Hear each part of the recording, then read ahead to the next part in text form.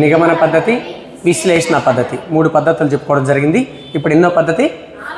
4వ పద్ధతి. ఏంది దాని పేరు? రైట్. ఇది ఏ పద్ధతిని పూరించే పద్ధతి? అందువల్ల విశ్లేషణ పద్ధతికి పూరకముగా చెప్పబడే పద్ధతి ఏది అంటే ఇది ఏ పద్ధతికి వ్యతిరేకమైన పద్ధతి? సో విశ్లేషణ పద్ధతికి వ్యతిరేకమైనదిగా భావించే పద్ధతి ఏది అంటే సంశ్లేషణ పద్ధతి అని అంటాం. ఓకేనా? రైట్. అదే చూడండి, ఆగమన పద్ధతికి విపర్యయముగా చెప్పబడే పద్ధతి నిగమన పద్ధతి. విపర్యయము కాన్వర్స్ మెథడ్ ఆఫ్ ఇండక్టివ్ అని అంటే దాన్ని డిడక్టివ్ మెథడ్ అని అంటాం మనం. ఓకే. మరి విశ్లేషణ పద్ధతికి వ్యతిరేకమైంది సంశ్లేషణ. విశ్లేషణ పద్ధతిని పూరించేటటువంటి పూరకముగా పిలువబడేది సంశ్లేషణ పద్ధతి. Okay, clear. సరే, సంశ్లేషణ అంటే ఏంది? కలపడం అన్నారు. ఓకేనా? విడివిడిగా ఉండే భాగాలను అర్థవంతంగా కలిపి ఏకం చేయడం అని అర్థం. సంశ్లేషణ అంటే అర్థమైంది కలపడం అని అర్థం. విడివిడిగా ఉన్న భాగాలని అర్థవంతంగా కలిపి వాటి మధ్య సంబంధాలను ఏర్పరిచి ఒక నూతన ఆలోచనను కానీ లేదా నూతన విషయాన్ని కానీ ఏర్పడేటట్టు చేయడాన్ని ఏమంటామంటే సంశ్లేషణ అని అంటాం. అర్థమవుతుందా? సో ముక్కలు ముక్కలుగా ఉన్నటువంటి వాటిని దగ్గరకు చేర్చి వాటి మధ్య సంబంధాలను ఏర్పరిచి ఒక కొత్త ఆలోచన కానీ లేదా ఒక కొత్త విషయాన్ని కానీ పిల్లవాడికి ఏర్పరచడాన్ని ఏమంటామంటే సంశ్లేషణ అని అంటాం. ఓకే. అయితే ఈ సంశ్లేషణ పద్ధతి లక్షణాలు ఏంది లేదా అభ్యసన సూత్రాలు ఏంది? ఇది ఏ పద్ధతికి వ్యతిరేకమైన పద్ధతి? విశ్లేషణ పద్ధతి యొక్క లక్షణాలలో మొదటిది ఏంది? మొత్తం నుంచి భాగాలకు. మరి ఈ పద్ధతి దానికి వ్యతిరేకం కాబట్టి భాగాల నుంచి మొత్తానికి బోధన జరుగుతుంది. అర్థమవుతుందా? విడివిడిగా ఉండే భాగాల్ని అర్థవంతమైనటువంటి అంశాలుగా దగ్గరికి తీసుకొని వచ్చి ఏకం చేసి ఒక కొత్త ఆలోచనను లేదా ఒక కొత్త విషయాన్ని లేదా ఒక సమస్యను కనుకైతే దాని సాధనను పూర్తి చేయడం జరుగుతుంది. కాబట్టి భాగాలను కలపడం జరుగుతుంది. అంటే భాగాల నుంచి మొత్తానికి. ఓకే. మరి బోధన ఎటు నుంచి ఎటువైపు జరుగుతుంది? ముందు తెలిసిన విషయాలు తీసుకుంటాం, ఆ తర్వాత తెలియని విషయాల వైపు మనం ప్రయాణం చేస్తాం, అంటే బోధించుకుంటూ వెళ్తాం. కాబట్టి బోధన తెలిసిన విషయాల నుంచి తెలియని విషయాలకు తార్కిక క్రమం ఉంటుందమ్మా. దీంట్లో కూడా తార్కిక క్రమంలో బోధన జరుగుతుంది. అంటే 1వ స్టెప్ తర్వాత 2వ స్టెప్నే వేస్తాం. మధ్యలో 2, 3 ఎగరగొట్టి 4 వేస్తే తప్పు అది. కాబట్టి 1వ స్టెప్కి సంబంధం ఉండే స్టెప్పే వేస్తాం, 2వ స్టెప్కి సంబంధం కలిగిన స్టెప్నే వేస్తాం. ఇలా సంబంధం కలిగినటువంటి వరుస క్రమంలో స్టెప్పులు వేస్తాం. కాబట్టి ఇది కూడా ఏ రకమైన పద్ధతి? తార్కిక క్రమంలో తెలిసిన విషయాల నుంచి తెలియని విషయాలకు ఒక తార్కిక క్రమంలో బోధన జరిగే పద్ధతిని ఏమంట? Okay, right. తెలిసిన విషయాలను మ్యాథమెటిక్స్లో లెక్కలో ఇచ్చినటువంటి వాటిని ఏమంటాం? దత్తాంశం నుంచి సారాంశానికి బోధన జరిగేటటువంటి పద్ధతి అని అంటాం. ఓకేనా? దత్తాంశం నుంచి సారాంశానికి బోధన జరిగే పద్ధతి అంటే దత్తాంశం వైపుకు బోధన జరిగేదంటే విశ్లేషణ పద్ధతి, సారాంశం వైపుకు బోధన జరిగే పద్ధతి అంటే సంశ్లేషణ పద్ధతి. Okay, next same point repeat చేస్తున్నాను సార్. ఒక లెక్కలో ఏబిసి అనే 3 భాగాలు ఉంటే, ఓకేనా, రైట్. ఒక లెక్కలో ఏబిసి అని 3 భాగాలు ఉంటే ఏ నుంచి బికి, బి నుంచి సికి ఈ ఆర్డర్లో బోధన జరిగే పద్ధతిని ఏమంటారు అని అంటే సంశ్లేషణ పద్ధతి.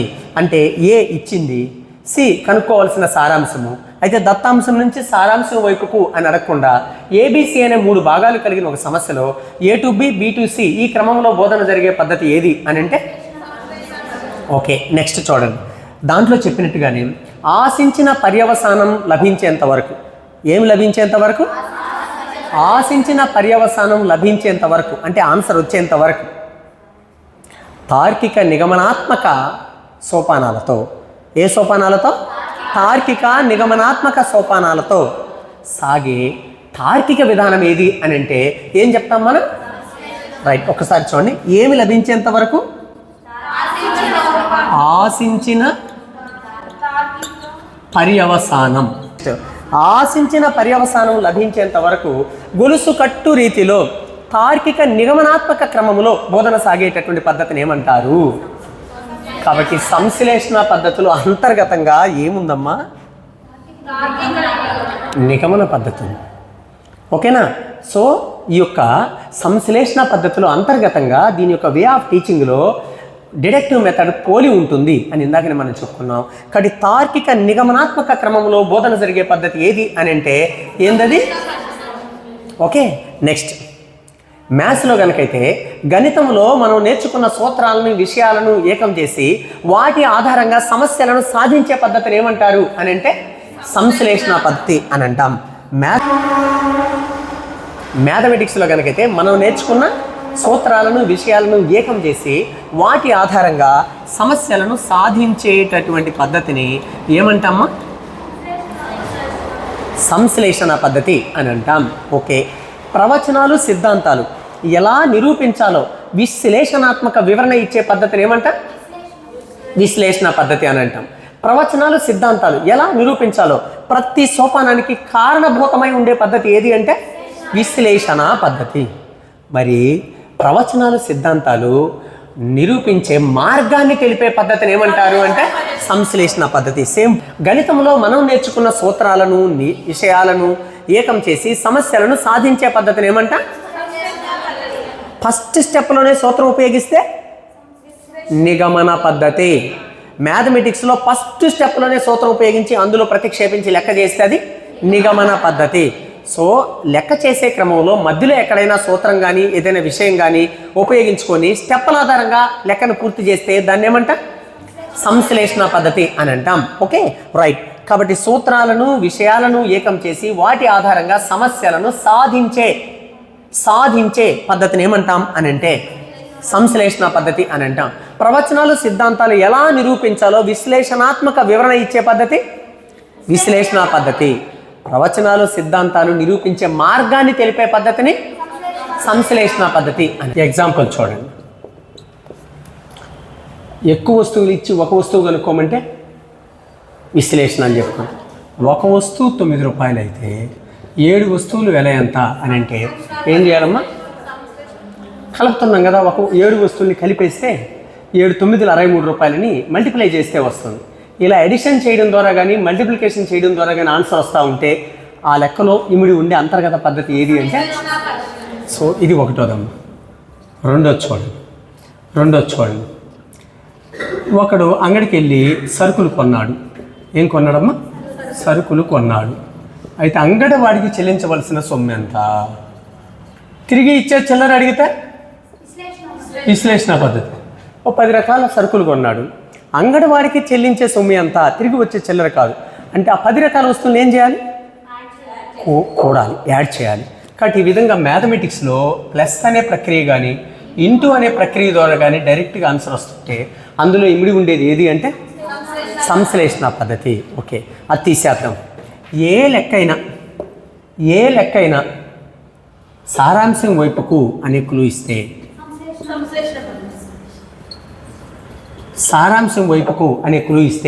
సంశ్లేషణ పద్ధతి. ఏ లెక్కైనా ప్రతి సోపానానికి కారణం చెప్పకుండా, ఓకేనా, వివరణ లేకుండా క్లుప్తంగా చెప్పాడు అనిస్తే, క్లుప్తంగా బోధన చేశాడు అనిస్తే అదే బోధన పద్ధతి అమ్మా? సంశ్లేషణ పద్ధతి. కాబట్టి ఇక్కడ ఏదైనా స్టెప్ ప్రాబ్లం ఇచ్చి ఒక స్టెప్ ప్రాబ్లంని బోత్ 2 మెథడ్లో మనం చేయొచ్చు. ఏ మెథడ్లో? విశ్లేషణ పద్ధతి, సంశ్లేషణ పద్ధతి. అయితే దత్తాంశం వైపుకు అనే క్లూ ఇస్తే, సారాంశం వైపుకు అనే క్లూ ఇస్తే, ప్రతి సోపానము కారణభూతమై ఉండే పద్ధతి అని క్లూ ఇస్తే విశ్లేషణ. అయితే ప్రతి సోపానానికి కారణం చెప్పకుండా వివరణ లేకుండా క్లుప్తంగా బోధించాడు, అది ఏ బోధనా పద్ధతి అని అంటే సంశ్లేషణ పద్ధతి. ఇలా మనకి ఎగ్జాంపుల్ రూపంలో క్వశ్చన్ అడిగినప్పుడు అడగడానికి అవకాశం ఉంది. Okay, clear. నెక్స్ట్ చూడండి. ఈ పద్ధతిలో ఉండే లాభాలేంది, నష్టాలేంది? ఫస్ట్ లాభాలు చూడండి. ఇది సంక్షిప్తమైన పద్ధత, సుదీర్ఘమైన పద్ధత?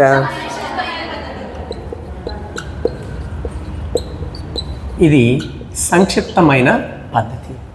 అందువల్ల కాలాన్ని, దక్షతను పెంపొందించవచ్చా, పెంపొందించలేమా? కాబట్టి విద్యార్థులలో చూడండి జాగ్రత్తగా, వేగాన్ని, అర్థమైందా? ఆ వేగం అంటే ఆటోమేటిక్గా కాలమే కదా. విద్యార్థులలో వేగాన్ని, దక్షత అంటే ఖచ్చితత్వాన్ని పెంపొందించవచ్చు. ఓకేనా. నెక్స్ట్ స్టెప్పుల్ని 1 by 1 విద్యార్థుల చేత వేయిస్తూ ఆ సోపానాలను వేసే క్రమంలో నైపుణ్యాన్ని పెంపొందించవచ్చు. ఒక సమస్యను సోపానాల క్రమంలో ఎలా సాధించాలో ఆ నైపుణ్యాన్ని విద్యార్థులలో పెంపొందించడానికి అనువైన పద్ధతి ఏది అంటే సంశ్లేషణ పద్ధతి. అంటే ఆ పద్ధతిలో పిల్లలు సమస్యను సాధించినప్పుడు చూడడానికి చాలా సొంపుగా ఉంటుంది, స్టెప్కి లింక్ ఉంటుంది. కాబట్టి సోపానాలు ఒక అందంగా లేదా ఒక తార్కిక క్రమంలో వేసి సమస్యను సాధించే నైపుణ్యాన్ని విద్యార్థులలో పెంపొందించే పద్ధతి ఏది అంటే సంశ్లేషణ పద్ధతి. అంటే స్టెప్కి లింక్ ఉంటుందా ఉండదా? అందువల్ల ఈ పద్ధతి కూడా విశ్లేషణ పద్ధతి లాగానే తార్కికమైనటువంటి పద్ధతి.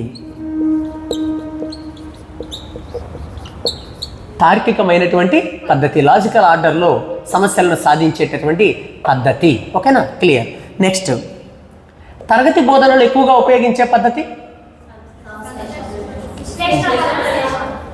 నిగమన పద్ధతి. మనం చెప్పుకోవాలా ఇప్పుడు రకరకాల పద్ధతులు చెప్పుకున్నా. ఒక మ్యాథ్స్ టీచరు రేపు జాబ్ వచ్చిన తర్వాత ఎక్కువగా సూత్రాలను ఉపయోగించి లెక్కలు చేస్తూ ఉంటాడు.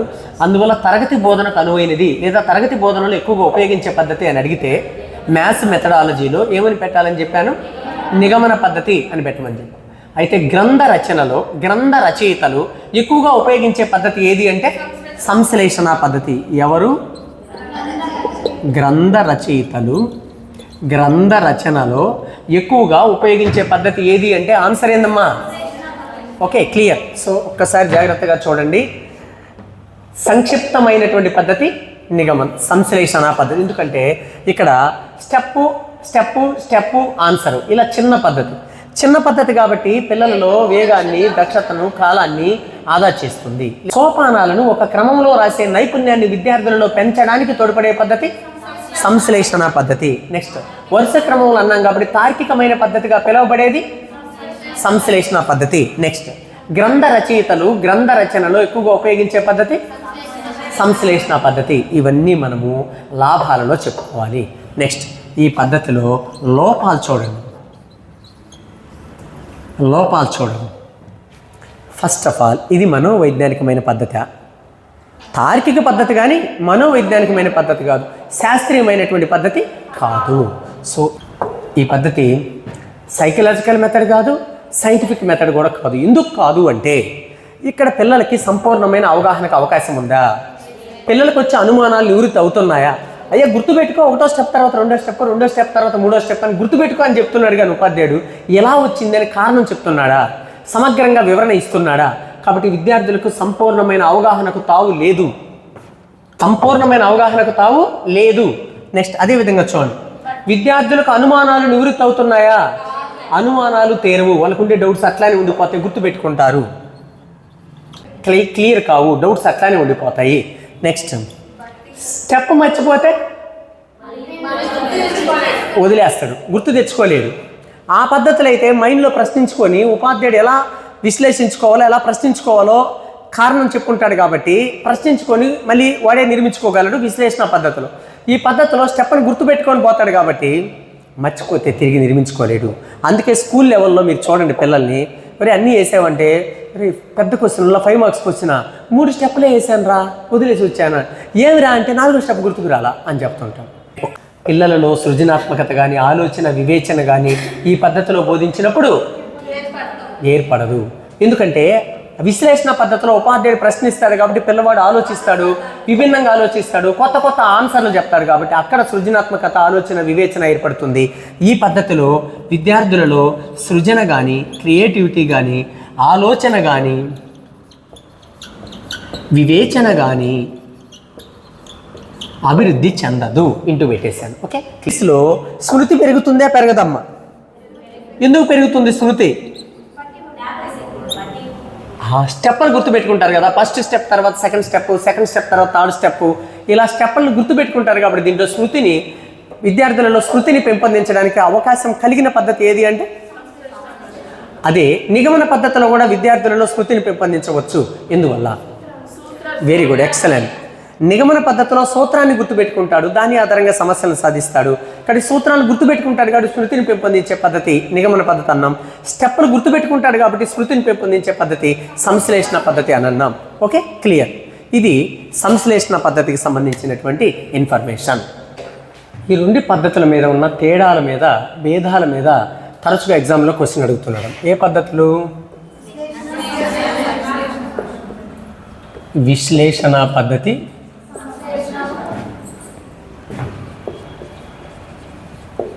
సంశ్లేషణ పద్ధతి.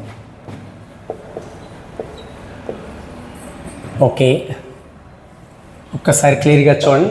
ఒకసారి చెప్పండి అన్న, ఈ రెండింటికి మధ్య ఉన్న భేదాలు.